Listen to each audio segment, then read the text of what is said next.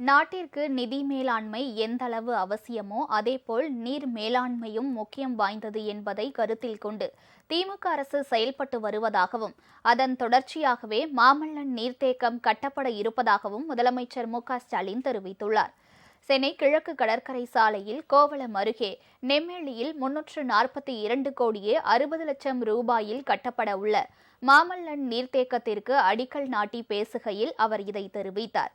திமுக ஆட்சியின் போது கடந்த 2011ஆம் ஆண்டு வரை தமிழகம் முழுவதும் 43 நீர்த்தேக்கங்களை கட்டியுள்ளதாக ஸ்டாலின் தெரிவித்தார்.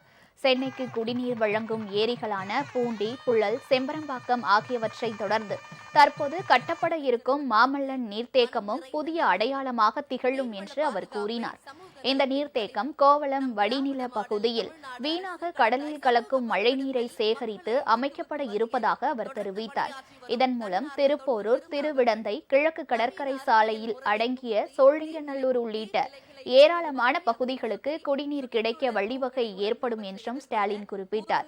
நிதி மேலாண்மைக்கு அளிக்கப்படும் முக்கியத்துவத்தை போன்றே நீர் மேலாண்மைக்கும் முக்கியத்துவம் அளித்து செயல்படுவதாலேயே இதுபோன்ற நீர்த்தேக்கங்கள் அமைக்கப்படுவதாகவும் அவர் தெரிவித்தார். நீர் மேலாண்மையில் சிறந்த பங்களிப்பை நல்கும் தன்னார்வ மற்றும் சமூக பாதுகாப்பு அமைப்புகளுக்கு தமிழக அரசு விருது வழங்கி வருவதாகவும் ஸ்டாலின் குறிப்பிட்டார். சிலர் உண்மை தெரிந்தும் பலர் உண்மை தெரியாமையிலும் நம்முடைய கழக ஆட்சியில அணைகளை கட்டலன்னு ஒரு பெரிய பொய்ய சொல்லுவாங்க. ஆனா உண்மை நிலை என்ன? 1967ஆம் ஆண்டு திராவிட முன்னேற்ற கழகம் ஆட்சிக்கு வந்ததிலிருந்து 2011 வரை நம்முடைய தமிழ்நாட்டில் 43 அணைகள் கட்டப்பட்டிருக்கு.